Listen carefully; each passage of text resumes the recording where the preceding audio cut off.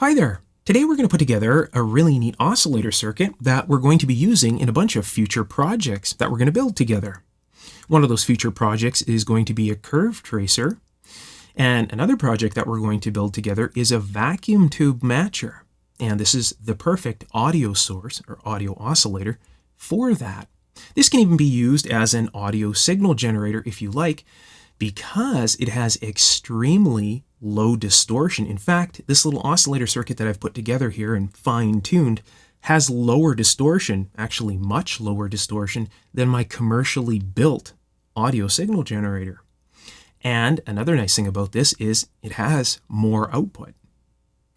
So there's a lot of perks to this, and really all it does is it just takes a little bit of experimentation and you can very easily achieve better results than what you can buy on the market.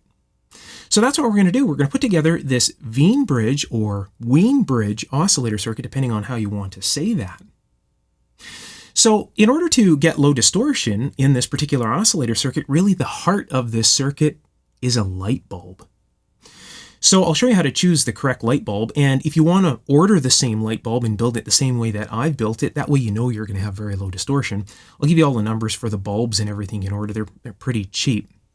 And I'll explain how to choose a light bulb, and you can do some experimentation with this as well. You can try, Christmas lights and all sorts of things and, get your oscillator to work. Any way you look at it, it's going to end up with pretty low distortion as long as you don't see it clipping.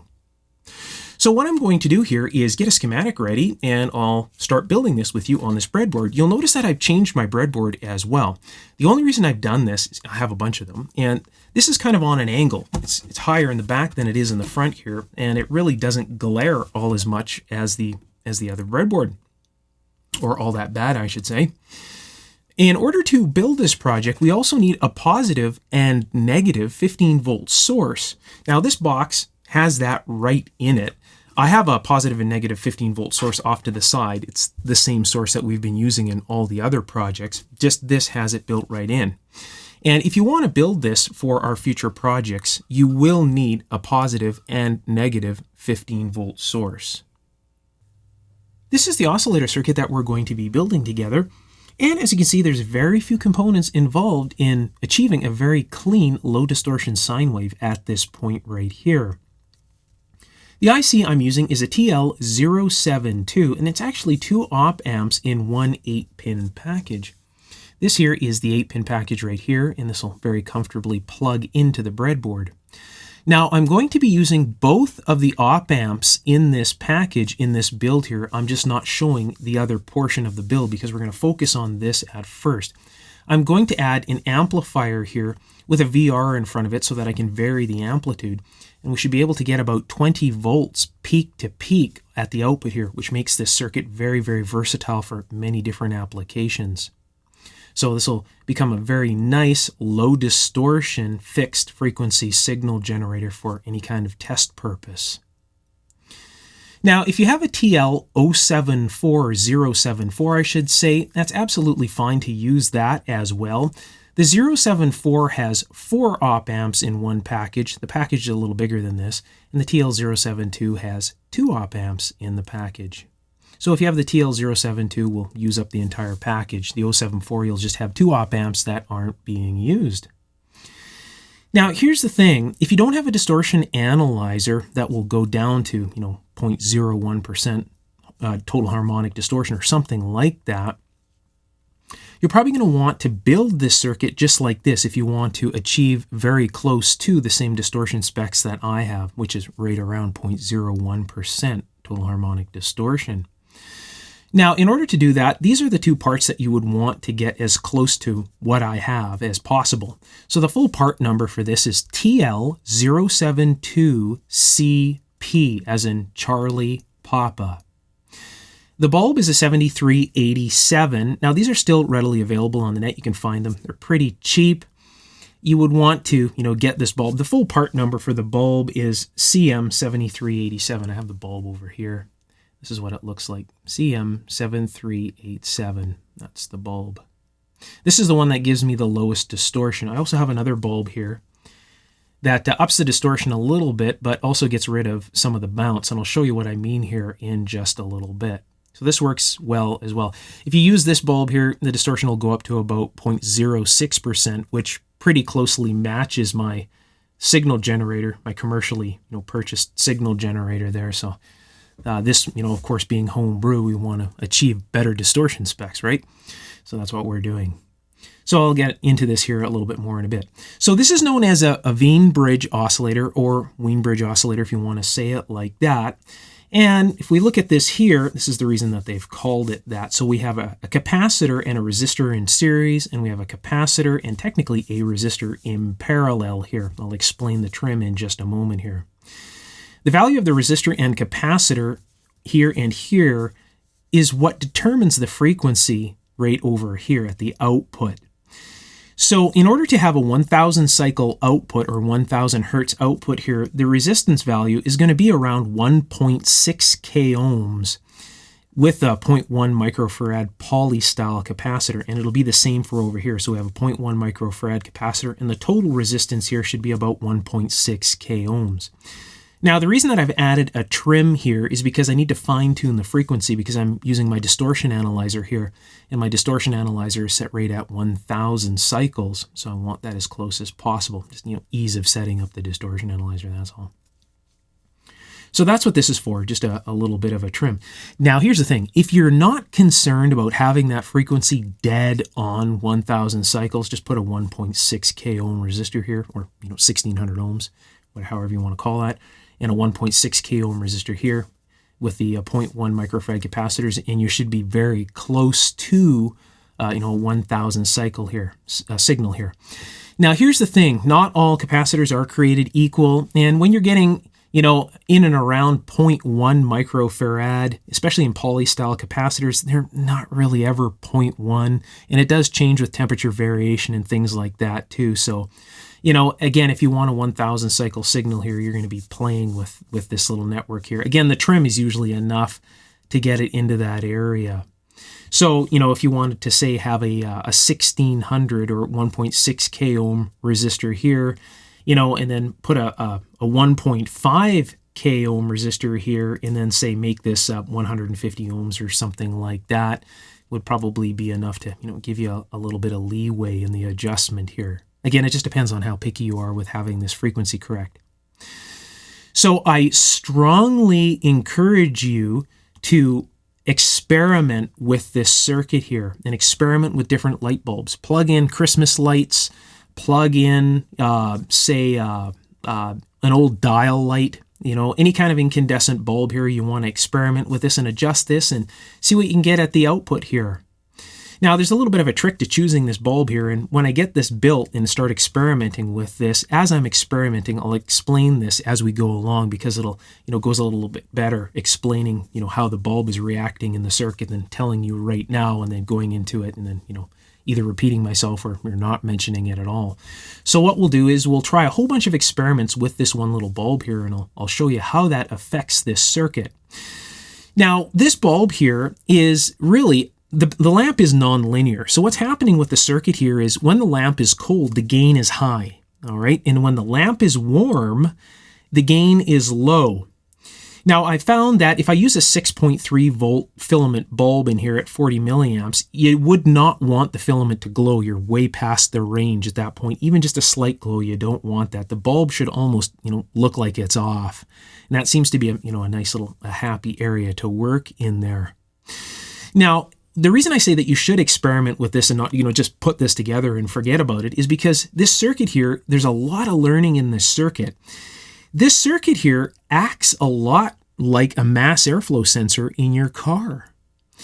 So basically what's happening in a mass airflow sensor is, you got a bunch of air running through a pipe, and there's a bunch of rods, in the center of that pipe, and there's some filaments strung in that pipe. So basically it's like taking this light bulb and breaking the glass off it and having the filament exposed. Well, when you cool down a filament, the resistance drops. When you heat a filament up, the resistance rises. So in the mass airflow sensor, they have a power supply circuit that puts a little bit of voltage across that filament, so it just gets a bit warm. And then what happens is, as air rushes past that filament, as you're opening your throttle plate, it's cooling the filament off. And what's happening is the ECU is taking the amount of resistance change. Usually there's an op amp in there that outputs a voltage in that little black box on the side of your mass airflow sensor.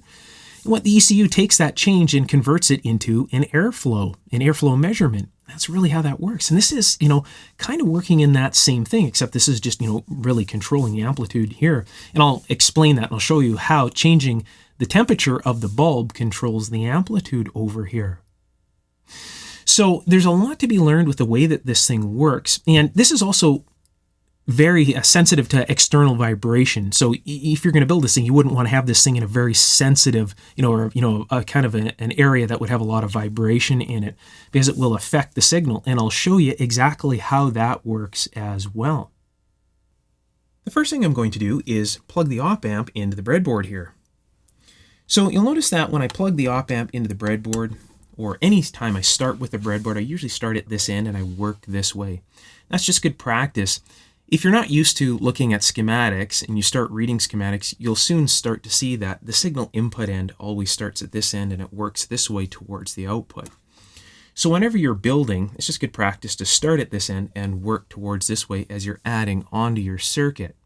If not, if you start in the center, you're going to eliminate this portion of the board. You'll have to start building this way and then start over here and work your way back or something like that. Now, in 99% of the schematics, I'd say the signal source or, the input signal goes in this end and the output is at this end. There are some manufacturers that try to be a little different. They're kind of weird and they start their input here and work this way. So it's just good practice to start at this end. That's why you see me always starting in this corner and I'm not in the center of the breadboard. Now, when you're starting, you also want to guesstimate how many components are going to be around the first part that you stick in the breadboard. You want to leave yourself enough room over here so that you can build the circuit around that one component. That's the reason I've left these areas open over here. So if we look at the schematic here, we can see that pin 8 of the TL072 needs to go to positive 15 volts and pin 4 needs to go to the negative 15 volts. This isn't ground, this is negative 15 volts here. So if we look at the IC, the dot indicates pin 1. So this is pin 1, 2, 3, and 4. And then it goes in a horseshoe, 5, 6, 7, and 8. So pin 8 needs to go to my positive 15 volt rail right at the top here. So I'll grab a little jumper and I'll plug that in right here. Just like that. So pin 8 is now attached to the positive 15 volt rail. Pin 4 needs to go to negative 15 volts. So this is negative 15 volts down here, and this is ground. So we need to go from here to pin 4. So let's plug this in here to here, like that. Now if we look at the schematic, you see that we have that variable resistor from pin 2 to pin 1. It's pretty simple. So here's the variable resistor here. You can see that leads are kind of twisty. I had them twisted together, so I just untwisted them. So I'll just plug this in from pin 1 to pin 2 like that. Just like that. Pin 1 to pin 2. Next thing I'm going to do is attach the bulb into circuit. So the 7387 here goes from pin 2 to ground. So 2 through the bulb to ground. Now you'll notice on these bulbs here that the spacing of the pins isn't quite the spacing of the breadboard. So it doesn't quite go like this, and it doesn't quite go like this. So if you stagger the bulb like so, plug it in like that, it'll fit just perfectly. So I'm going to attach one end of the bulb to my ground. So this is the ground here. And the other end of the bulb needs to go to pin 2. So I'll grab a little jumper here and attach that to pin 2 like that. If I move the bulb out of the way, let's see if I can get my fingers out of the way, you can see that pins go right there like that on the bottom.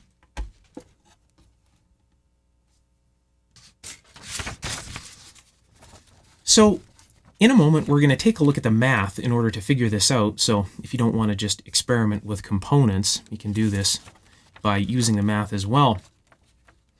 And as an experiment, I just wanted to see how close the math would be to what we get at the output here of this circuit. So I spent quite a bit of time grading R and C for this circuit. So these 0.1 microfarad capacitors are right here. And this is about as close as I could get. So these are graded on the 1689, so that's the GenRad. That's pretty close, 100 nano, so 100.02, and this one's right on. Now, to give you an idea of how many capacitors I went through to get those two, this is how many I tested. Some of them on 2 devices, just as comparison, halfway through, 3/4 of the way through. There's got to be over 100 capacitors in that box to get those two that close. Resistors the same. I tested lots and lots of resistors. I'm going to use a 1.5 k ohm resistor here and here, so the total resistance here will be 1.5 k ohm.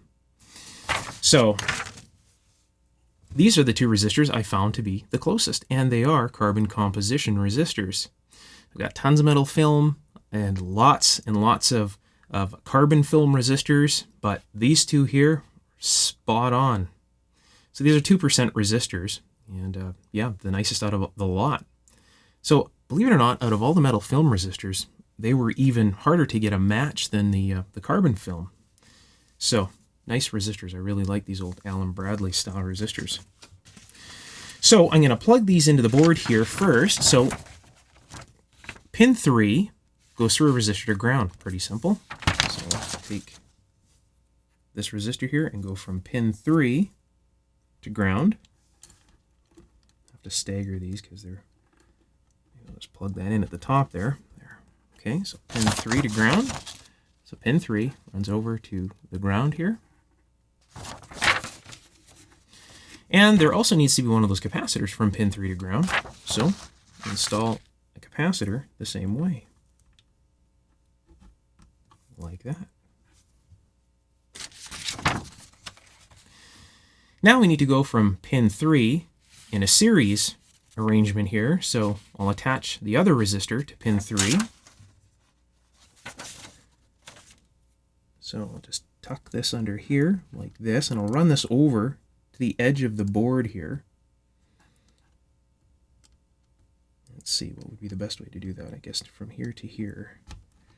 So we got pin 3 over to this side here, right to that extreme end rail. Move this out of the way.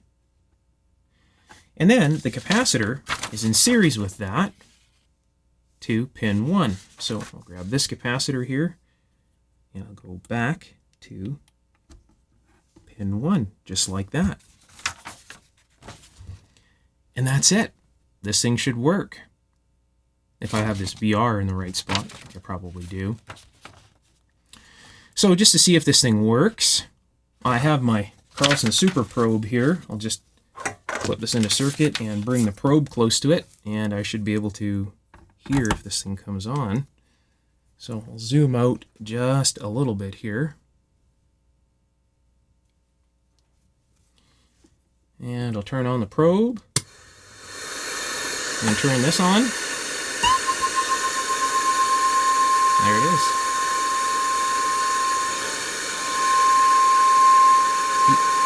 You can hear the circuit bounce when you first turn it on. I'll show you that on the scope here in just a moment. So, works good. Lots of signal there.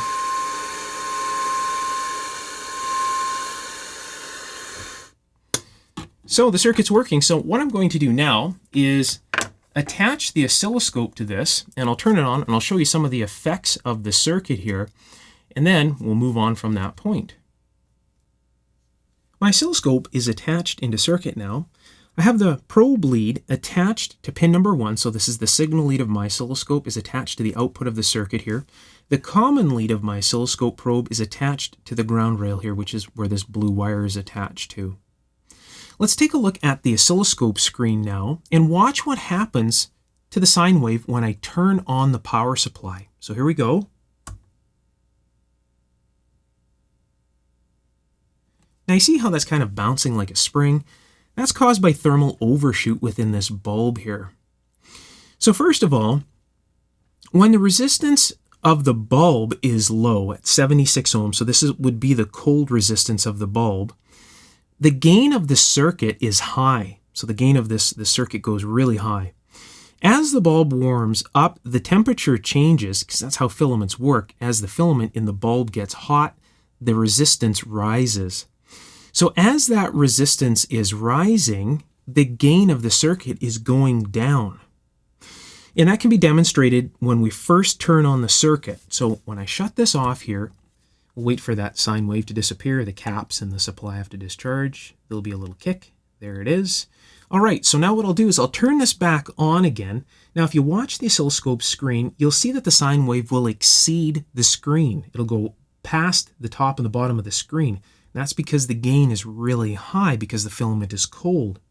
Now, what's going to happen is between the IC and the filament of the bulb here, it's going to search for an equilibrium point, and when it finds that equilibrium point, that's when it settles off in the center of the screen like we just saw. So here we go. See how it's going beyond the screen and now it's settling off? And that's because this is finding that equilibrium point right now. So the cold resistance of this particular bulb is 76 ohms. Now that'll vary a little bit between different light bulbs. This bulb's rating is 28 volts at 40 milliamps. So this yields 0.013% total harmonic distortion. So I get really low distortion using this bulb. Now, the only drawback of this little bulb is it's sensitive to vibration and temperature. Now, it's not all that incredibly sensitive. It is sensitive though. So I'll give you an idea. I'll tap the bulb, watch the sine wave. So you can see it moves around just a little bit. So if this thing is going to be sitting on a bench, that's not going to be an issue because, the bench isn't moving around at all.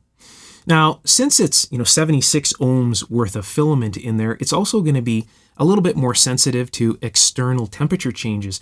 So, in other words, you don't want to have this thing strapped to the side of a vacuum tube or to some large resistor or a semiconductor that gets really hot. You would want this in an area where it's going to be somewhat isolated from a wide temperature change.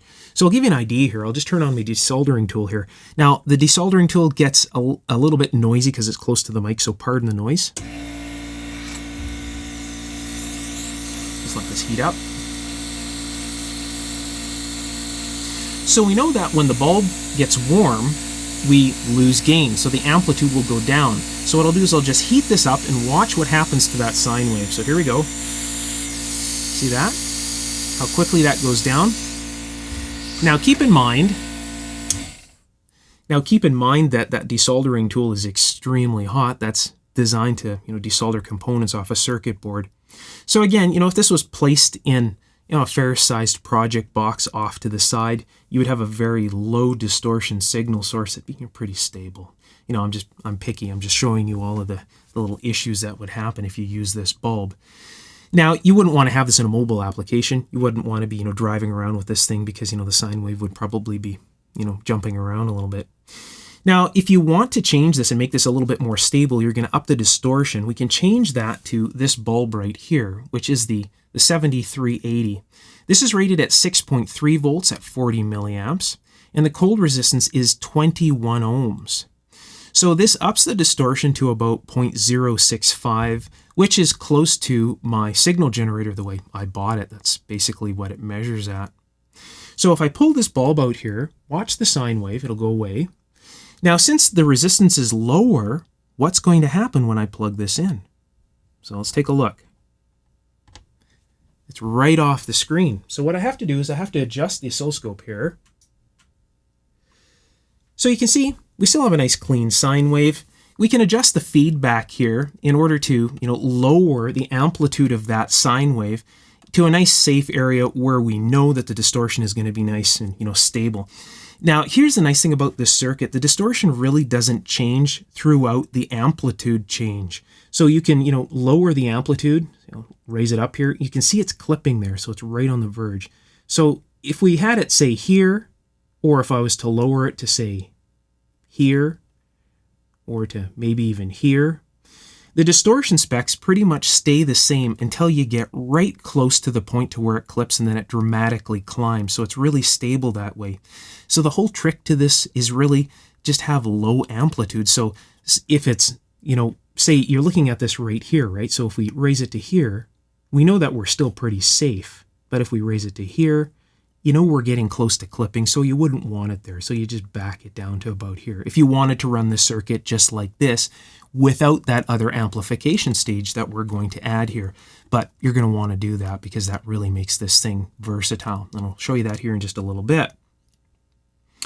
So that's the differences between the light bulbs. And this is much more stable. You can see I can knock this with my finger and you can see nothing is happening.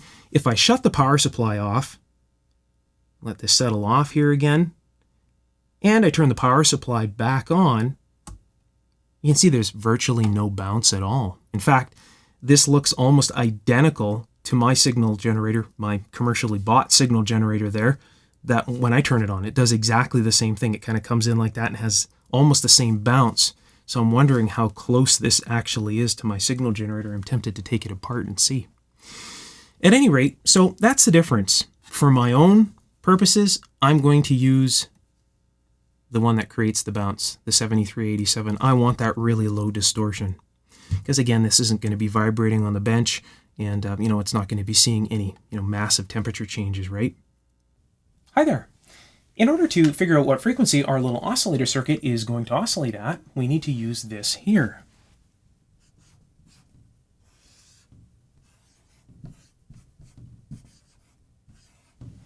Sorry about the horrible pi symbol. So, in order to use this, we need to have a couple of values over here figured out. So I'm just going to choose a bunch of random values for R and C. So for R, let's say 2.5K. That works. 2.5K for R.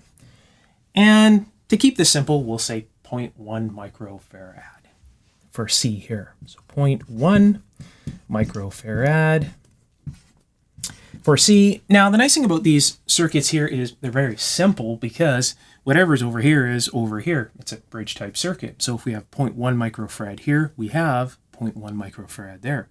If we have 2.5 k ohms of resistance here, the total resistance over here should be about 2.5 k ohms, or very close to. You'll notice that I have a trim on this just to kind of critique the frequency just a little bit. Now, the nice thing about this equation here is that we don't need to use both. We can just pick a set. So we have a series combination and a parallel combination over here. So I'm just using the series combination. That's all. So what I'm going to do is just break this down and make this a little bit easier to work with. This isn't very well explained anywhere, and I've seen many people try to explain this, and I don't know, it always seems to turn out like such a jumbly mess. So I'm going to give this a shot and see if I can make this just a little bit clearer. So we'll start with the 2 pi portion here. So we know that pi is 3.141 blah, blah, blah. So I'll just write that down without the blah, blah, blah. So pi equals 3.14. Now we have 2 pi here, so that's simple, 2 times pi. So if you want, you can enter this into your calculator as I'm going along as well. It might make you a little bit more comfortable with this.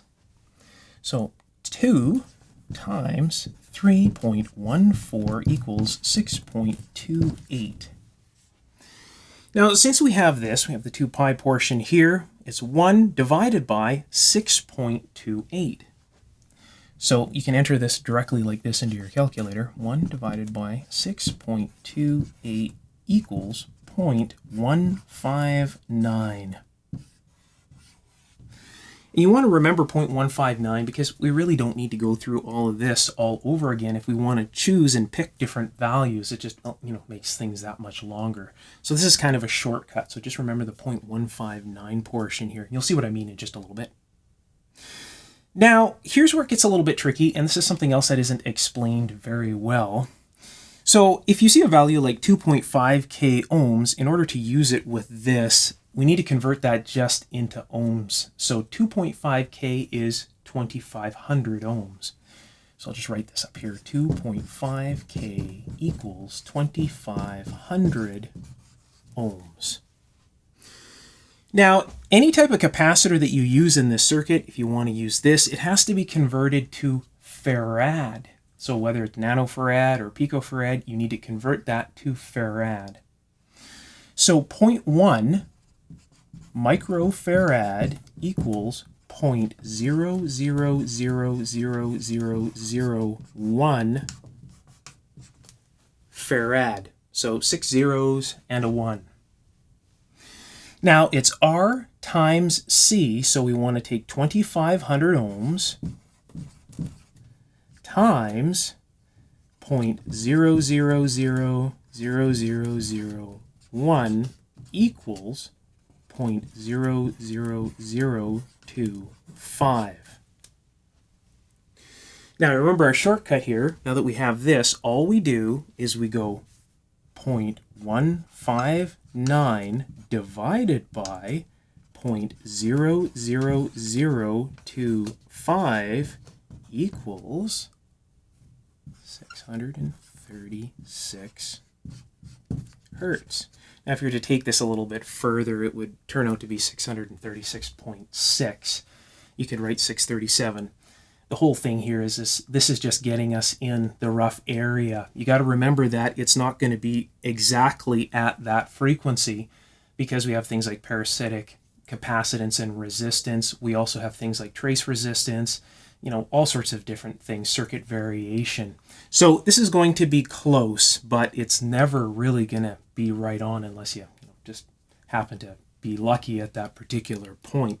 But again, it should be very close to this. And that's how you work this out. What I'm going to do is I'm also going to rewrite this onto a piece of paper, and I'll include it as an attachment underneath the video here. And I'll try and simplify this even more. So this here can be used for other things like filters and things like that as well. So you're probably going to come across this again. So that paper should simplify this quite a bit. If you found that this is still a little bit too confusing, I'll really try and spell it out a little bit easier on that piece of paper. So I hope this helps you figure out how your oscillator is going to oscillate. Let's determine what frequency this oscillator is going to oscillate at. So it gives us another excuse to exercise this math procedure just a little bit. Now feel free at any time, if you think that you can do the answer on your own, to pause the video, work it out, and then watch the video through and see if you come up with the right answer. So if you recall, I spent quite a bit of time grading a bunch of components to get them as close to their value as absolutely possible so we could compare what we get here on the piece of paper to the actual oscillating frequency. So this should be very interesting to see how close this answer comes to what we actually have here. So if you remember correctly, I chose 1.5 k ohm resistors for the oscillator, and the capacitor is 0.1 microfarad. Same as what we had at the whiteboard. Now, if you recall from what we did at the whiteboard, we have to convert this into 1500 ohms. 1.5K turns into 1500 ohms. So we have 1500 ohms. And 0.1 microfarad turns into 0.000001 farad. Now, if you recall, we got rid of most of this equation on the whiteboard by creating that shortcut. So we can really narrow down this 1 over 2 pi RC by using what's in this little box here, 0.159. That's a major shortcut for us right here. Now, there's another little shortcut. If you recall, at the whiteboard, we used 2,500 ohms. That's what I chose the whiteboard just randomly. So 2,500 ohms, and then we had this here. So if we took 1,500 times 0.000001, we got 0.00025. All right, so another little shortcut. If we have 1,500 ohms, we're going to have 0.00015. Just that simple, because this isn't changing, right? So just say you wanted to use a 4.7 k ohm resistor or 4,700 ohm resistor, 0.00047, and so on. So another little shortcut right there. Now simply we take this 0.159, and all we do, grab a calculator, any old calculator. I really like this old one here. We go 0.159 divided by 0.00015 equals 1,060 cycles. And that's what this is supposed to be oscillating at. So that should be the frequency, 1,060 hertz. So that is our answer. 1,060 hertz is where we should be. So let's see how close the oscillator is to this number. Okay, start placing your bets. So how close do you think this is going to be to 1,060 cycles? Let's find out. So we'll take a look at the counter now. And I'll turn it on. Here we go.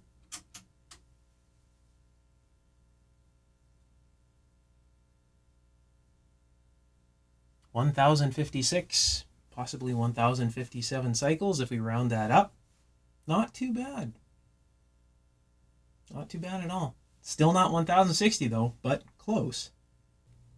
I've returned the circuit back to the 1 kilohertz output design that I had in the beginning. So the resistance value total that I've got in this circuit, now yours will differ a little bit from this, but it's 1,582 ohms. And this side here has been trimmed with an additional 8.2 ohms on top. So again, depending on your values, this will be around that area. So this is 1,582 ohms total. This is 1,582 ohms with an additional 8.2 ohms right here. So that's what I have. Now, in order to achieve the lowest distortion, keep it low, I should say, is we want to adjust R1 here for 2 volts peak to peak at this point. Now, if we take a look at the oscilloscope screen right now, this is looking at the output. And as you can see, I've got 2 volts peak to peak happening on the screen right now. So again, looking at the schematic here, what we want to do is we want to add the other op amp that's in this package here, and we're going to give it times 10 gain. So if this is 2 volts peak to peak, this is going to be 20 volts peak to peak output, and that's going to be more than enough to drive most projects or whatever you're going to use this for. Now, in order to work out op amp gain, it's really quite simple here. It's basically 100 divided by 10 gives us 10. That's the gain of our op amps. And I'll get into this here in the future. We'll do a lot with op amps. Op amps are very versatile and look into comparator circuits and things like that as well. But for now, we're just going to stick to this, and we'll use these values here.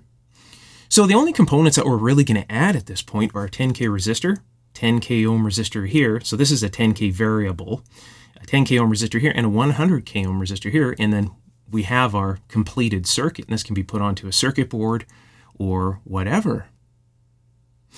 So what I'm going to do is just zoom on into the breadboard here again, and we'll start adding those extra components.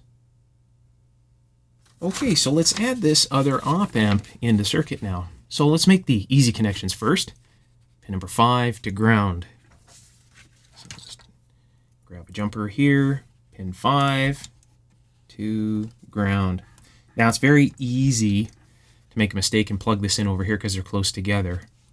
So in many of my breadboards, I'll have 2 positive 5-volt rails and 2 negative rails, and that makes it, confusing for myself when you set this up with all of the rails kind of accessible on one board. So keep that in mind. It is a common mistake.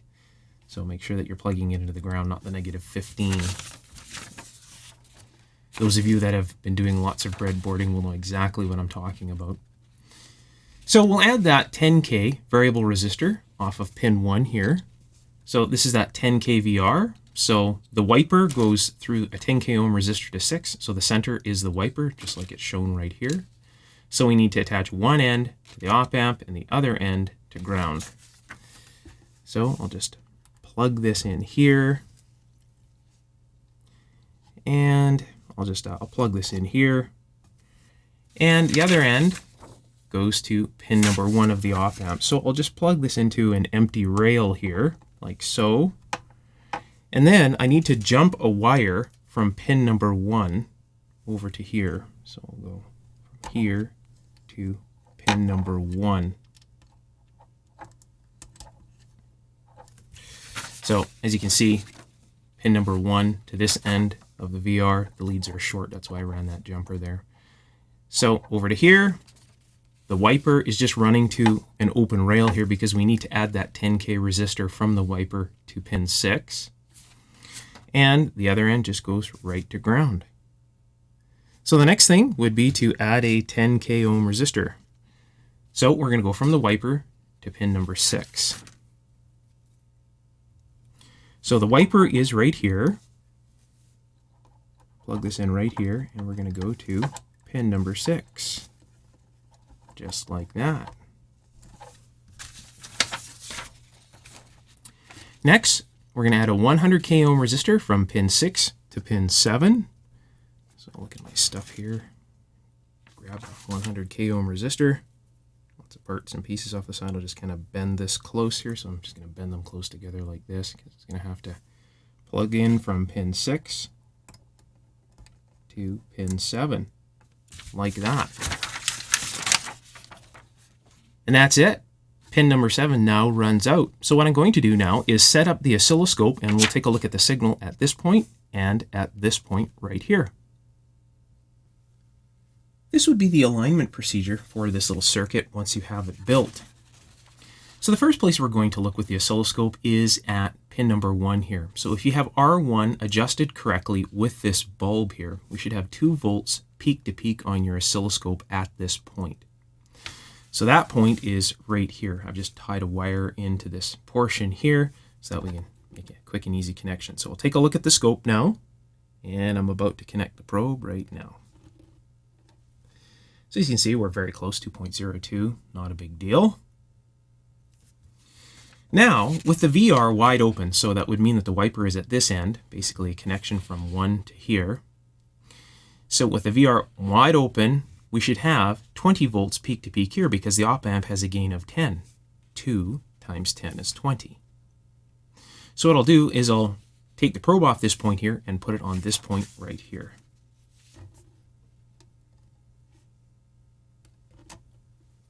And I'll have to adjust the scope because we're off the screen. And as you can see, 20 volts peak to peak. Now this has a really nice range. It's nice and smooth.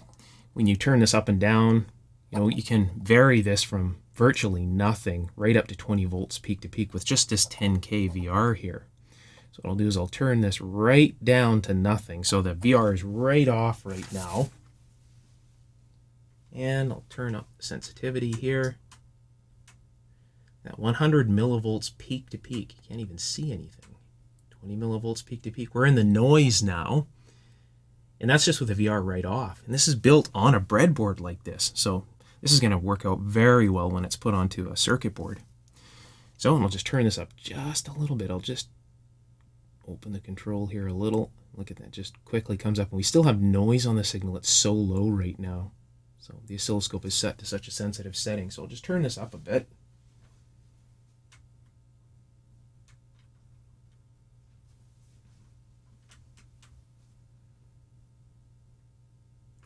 And I'll turn the VR up just a little bit here. And you can see how just sensitive that is, and just goes right down to nothing. Just turn it right off. Now, another nice thing about this little signal generator is if you want to make this variable, what you could do, and I don't have a dual VR right now, so at least one that would be accurate enough that would keep these two values the same. But what you could do is get, say, a 10K dual potentiometer. One of these could be one VR on that dual potentiometer, and this resistor here could be the other resistor on that potentiometer, variable resistor. So technically when you're turning one shaft, you'd be turning both up, and you could make this into a variable frequency signal generator. So it'd have quite a wide range. Of course, if you wanted to adjust the range, you'd only have so much of a range with 10K, so you'd have to start changing the capacitors in and out, and that would be a range switch or something like that. So the options for this at this point really are endless. You could do so much with this, and with that amount of drive coming out of here, 20 volts peak to peak, it'd be great for lots and lots of projects. Here are the total harmonic distortion specs for this project. So I'm looking at the output of that second op amp. This is with the gain control wide open, so maximum output. And we're dealing with roughly 0.0129, 0.013%, I would say safely.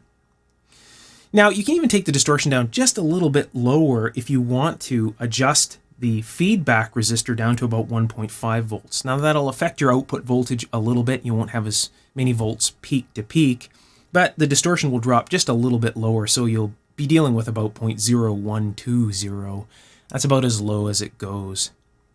So I opted for just a little bit more output. I wanted that 20 volts peak to peak output. So if you look at the top of the screen, you can see 10.07 volts peak. That's right at the top of the graph there. So that's volts peak. So if we double that, it will be volts peak to peak. And that's what our rated output is at. So if we take a look at the oscilloscope screen now, you can see that I've got the oscilloscope probe attached to the output of the very first op amp. So that's the drive going into the second op amp right now. What I'm going to do is I'm going to take out that 7387 bulb. That's the 28 volt, 40 milliamp, and roughly about 72 ohm cold resistance. That's the filament cold resistance bulb. I'll pull that one out, and I'm going to plug in the 6.3 volt, 40 milliamp bulb. Now the cold resistance of this bulb is about 21 ohms. Now, when I plug the bulb in, of course, since this resistance is lower, the gain is going to go crazy, and it's going to run into clipping here, and I'll show you that. So I'll pull the bulb out, the oscillation will stop. I'll plug in the 7380, here we go. And as you can see on the oscilloscope's right off the screen, so I'm going to have to adjust that feedback resistor. And look at our distortion specs, 33.5%. Definitely want to make that adjustment. So I'll adjust that VR until I get a 2 volt peak to peak sine wave here again. I'll just get it close. I won't spend a lot of time trimming this up. Well, that worked out well. So there we go. 2 volts peak to peak. And you can see we're at about 0.064% total harmonic distortion. And that would be the difference between the two bulbs. So this one again being a 6.3 volt bulb, and the really low distortion one was that 28 volt 40 milliamp bulb. So I hope you enjoyed this. If you build this, and even if you make it variable or everything, share your results in the community section. I'd love to see what you come up with, and everybody else I'm pretty sure would love to see your results as well. So I'll see you next time. Bye for now.